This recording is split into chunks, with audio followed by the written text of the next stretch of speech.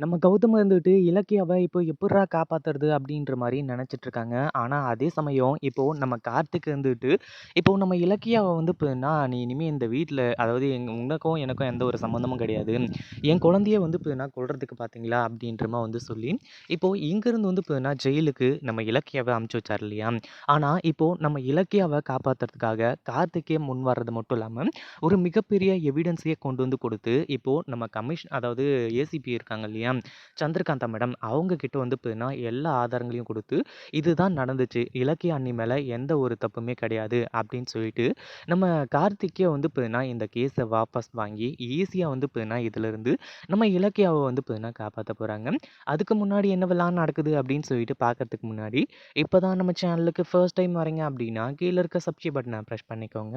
இப்போ நம்ம இலக்கியா இருந்துட்டு, அதாவது இந்த இடத்துல வந்து பார்த்தீங்கன்னா, நம்ம கௌதம்க்கு எப்படியாச்சு தெரிய வச்சுட்டா ஆகுமே அப்படின்னு சொல்லிட்டு ரொம்ப நேரமா முயற்சி பண்ணிட்டு இருந்தாங்க. கடைசியில ஒரு கான்ஸ்டபிள் இருந்துகிட்டு, மேடம் நீங்க நல்லவங்கன்னு சொல்லிட்டு எனக்கு நல்லாவே தெரியும். இங்க இருக்கிறவங்க யாருமே நல்லவங்க கிடையாது. நீங்க வந்து இப்ப உங்க பக்கம் இருக்கிற நியாயத்த வந்து சொல்லிட்டு இருந்தீங்க. நான் அப்பவே நல்லா நோட் பண்ணேன். அந்த இன்ஸ்பெக்டர் வந்துகிட்டு நல்லவங்களே கிடையாது. உங்கள வந்து இப்ப எப்படியாச்சு இந்த பிரச்சனையில சிக்க வைக்கணும் அப்படின்றது தான் அவங்களோட நோக்கம். அந்த அஞ்சலி, அதுக்கப்புறம் இன்ஸ்பெக்டர், பைரவி இவங்க எல்லாருமா சேர்ந்து பிளான் பண்ணி தான் வந்து இப்ப என்ன பண்ணாங்க. இதுக்கப்புறமும் அவங்க கிட்ட உங்க பக்கம் இருக்கிற நியாயத்த வந்து சொல்லாதீங்க. ஏன்னா அப்படி சொன்னா உங்களுக்கு தான் அது மைனஸா போய் முடியும் அப்படின்ற மாரி வந்து சொல்லிக்கிட்டு இருந்தாங்க.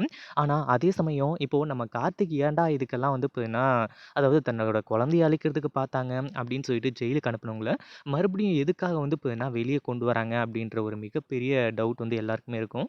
அதாவது என்னாச்சு அப்படின்னு பார்த்தீங்கன்னா, இந்த இடத்துல நம்ம கார்த்திக் இருந்துட்டு பயங்கர கோவத்தோட வீட்டுக்கு போயிட்டாங்க. வீட்டுக்கு போனதுக்கு அப்புறமா இந்த அஞ்சலி கிட்ட வந்து சொல்லிட்டு இருக்காங்க. இதுக்கு அப்புறம் வந்து பார்த்தீங்கன்னா, என் அண்ணனுக்கும், என் அண்ணிக்கும் அதாவது நமக்குள்ள வந்து பார்த்தீங்கன்னா, எந்த ஒரு உறவும் இருக்கக்கூடாது.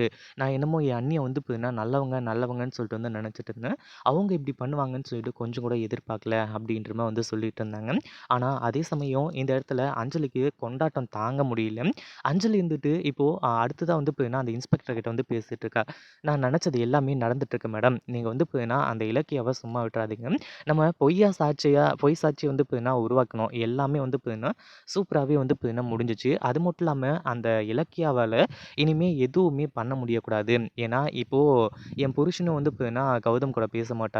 அதே மாதிரி அந்த கௌதம் வந்துட்டு இலக்கியாவ வெளிய கொண்டு வரதுக்கு என்ன முயற்சி வேணாலும் பண்ணலாம். நாளைக்கும் நாளான்னைக்கும் சனி, ஞாயிறு. அதனால வந்து பார்த்தீங்கன்னா, இன்னைக்கே கோர்ட்ல நிறுத்தி அவளுக்கு தண்டனை வாங்கி குடுத்துருங்க அப்படின்ற மாரி வந்து சொல்ல ஆரம்பிச்சுறாங்க.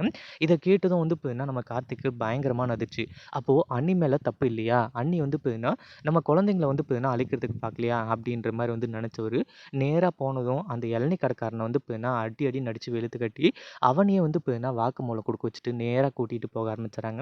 அதுவும் இன்ஸ்பெக்டர் கிட்ட போனா இந்த பிரச்சனை எந்த அளவுக்கு வந்து பார்த்தீங்கன்னா முடியும் அப்படின்னு சொல்லிட்டு அவங்களுக்கு வந்து தெரிஞ்சதுனால, நேரா ஏசிபி சந்திரகாந்தா மேடம் கிட்ட போயி விஷயத்த எல்லாத்தையுமே சொல்லி, இலக்கியம் மேல எந்த ஒரு தப்புமே கிடையாது.